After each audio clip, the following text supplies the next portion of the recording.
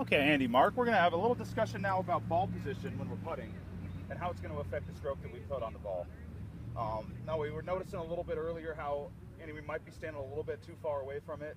And just to show you what that actually does, when I'm too far away from the golf ball, it ends up making a lot more of a rounded stroke. I'm reaching down for it. When I'm working with that, it's a lot tougher to keep that putter face on line where I want to, because right at that center point, it'll be square, but it's got so much arc to it that it's really going to be tough to square that putter face up every time where we want to.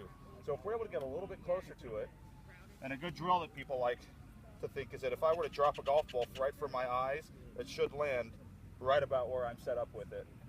Same thing position-wise, forward and back in the stance. If we put it a little bit too far forward, our swing's going to want to be arcing a little bit left. It's going to cause us to pull a couple more putts than normal. If we have it too far back, we could have that putting stroke coming a little bit too far from the inside, pushing it out the opposite way. Now we're going to find that comfort zone because obviously putting's very personal. We want to make sure you're comfortable with it.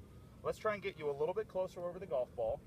We're going to feel like our eyes are almost right over the golf ball, and that's going to help us feel like we can come straight back and straight through when we're rolling putts. And if you're better than me, you'll actually be able to make them.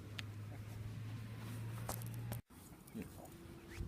Okay, Darren. Now we've been talking over this week and last week about how we're having a little trouble coming over the top, and we want to discuss why it is that causes the flight to do, why it causes the ball to fly the way it does.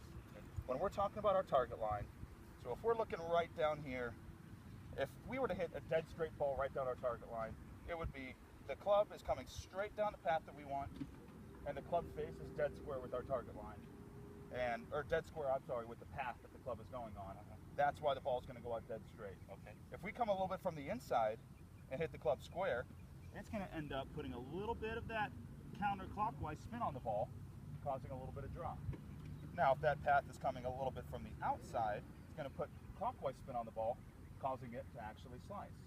So the problem that we're having, and that you're finding with yourself, is that we're slicing the ball and you weren't sure why you were doing it. We're actually getting that club coming outside the line that we want to coming down, and then making a glancing blow at it, causing that side spin off to the side.